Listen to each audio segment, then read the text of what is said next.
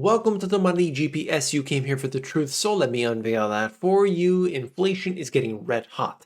I'm going to take you through each and every step of this, and you will understand the pieces of the puzzle. Stick with me as we go through, beginning with the markets. Dow falls 800 points after inflation hits a 40-year high and consumer sentiment plummets. I have documented this entire cycle, and I have shown you the details. What do we have? You have a consumer that is highly reliant on debt. That's key. So when things get too expensive and when interest rates increase, you have a consumer that gets hit. Now, what does that do? Well, it has a knock-on effect to the economy as a whole because those people suddenly aren't going to the store to buy those trinkets and widgets. They're staying home more often. They're cutting back their purchases. They're saying, you know what, I don't need 7 different streaming services. I'm good with just one. This is the way it goes. There are times of abundance, and then, of course, we have other times. And now we are going into a tightening of the belts, let's say. Let's look at what we have here. U.S. consumer sentiment slumps to a record low on inflation woes. You see the charts themselves when we look at the consumer sentiment, economic conditions, and expectations coming out of the University of Michigan. This is now at a record low, okay? So you watch what has happened over this period, and it shouldn't surprise anybody. If stuff is too expensive, guess what happens? You have people purchasing less stuff. Now, I'm going to take you through a few things here, and I've got a lot of charts. If you want to get this data into your mind, just hang in there a second. There's a method to my madness. Inflation rose 8.6% in May, highest since 1981. Now, we look at this, you measure inflation in many different ways, and no matter how you do, you are going to see, in fact, things are up. I did not expect this to continue to tick up. At some point, my inclination here is that we will see their measurements, PCE, CPI, and all these things, actually tick down. And that's just because certain things had reversed. The supply chain is, in some cases, is getting better. When you look at just cargo, the prices of cargo have declined and so on. Shipping cargo has gone down. But look at other things. It has just gone up. So we can break that down a little bit further, and then you could see it for yourself. This is the data just to show you on a chart form. We are at a level that quite frankly, the rate we are at today is very unusual. We always point back to the 1980s, but think about that. I mean, 20% interest rates, 15% interest rates. This is historically abnormal, okay? It's obviously where we were just a little while ago was abnormal in itself to be that low. But also spiking up these levels. So we are looking at something we just don't see too often. We're living through it right now.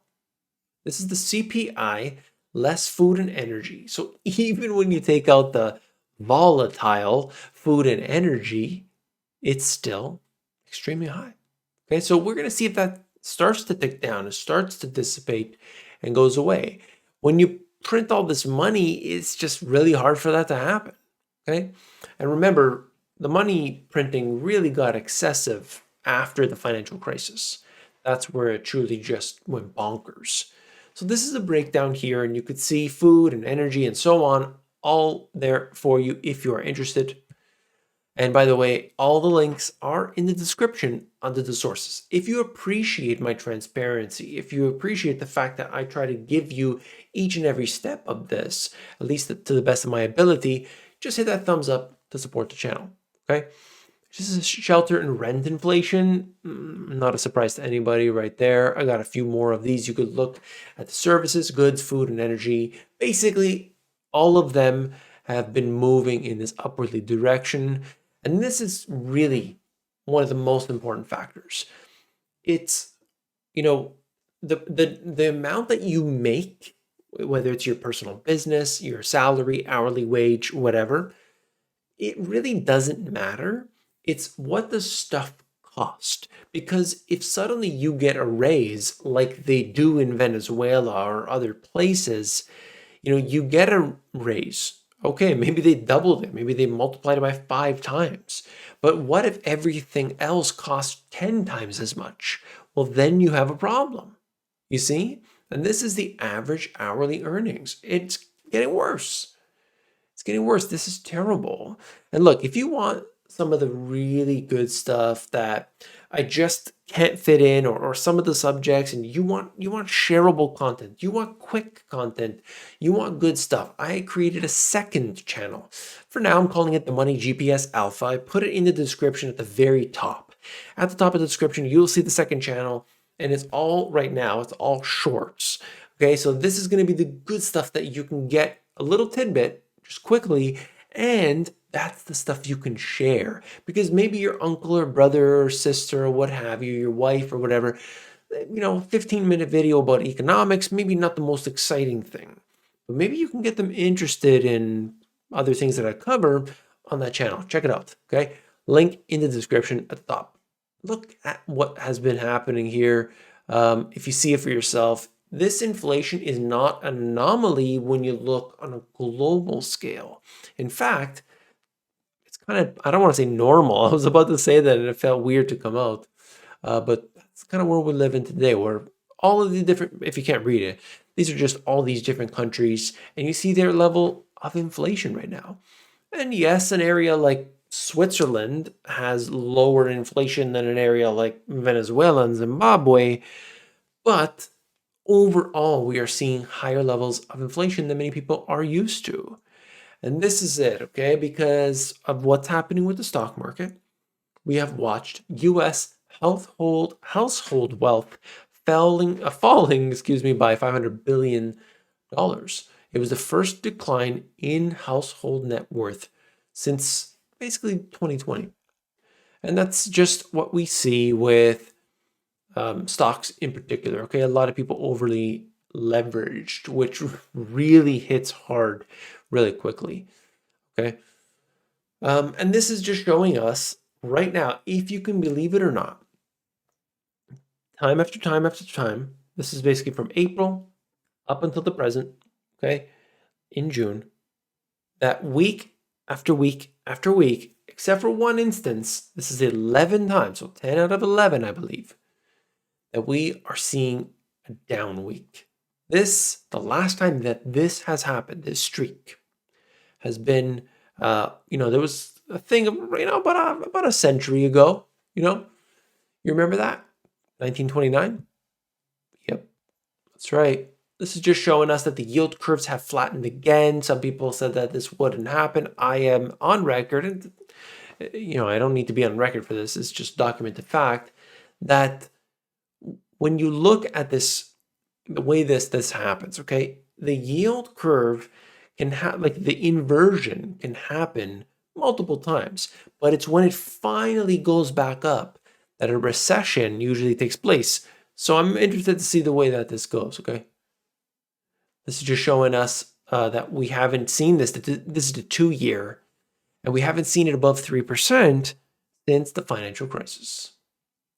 The dollar has done very well over the last little while, surging up basically from the beginning of June up until the present. And I got to share something with you. We got to talk. We've got to talk. Avocados. That's what I want to talk about here for a second. You can take my sriracha. Not that I have that. I don't have sriracha anyway, but let's pretend for a minute. You can take my sriracha, but don't you take my avocados. Have some heart. Have a little bit of heart.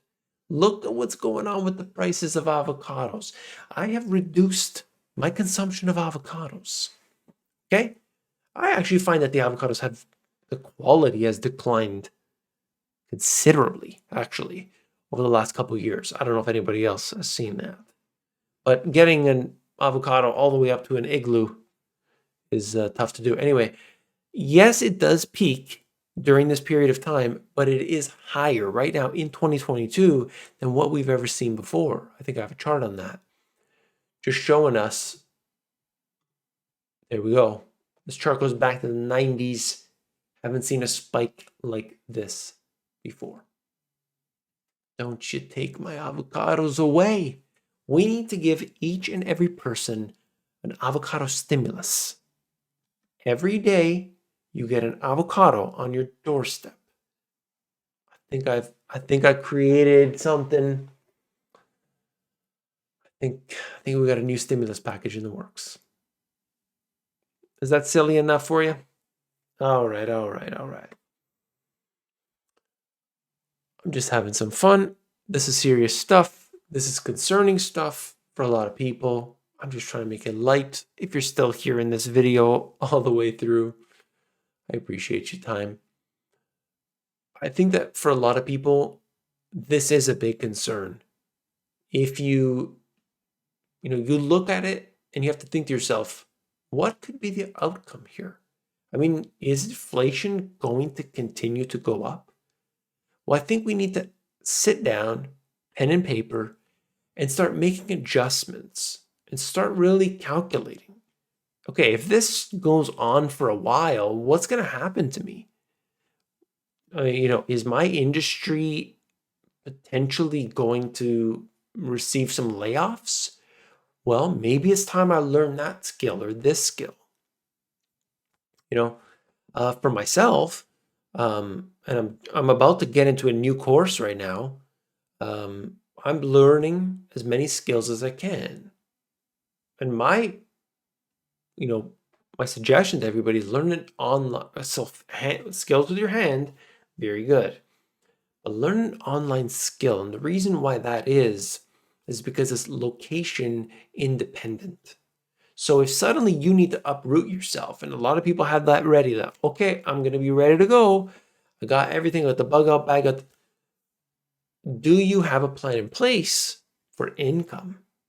That's why I always talk about it. That's why I created the AmazonGPS.com. But anyway, I guess, support the channel, thumbs up. See you on the next one. Take care.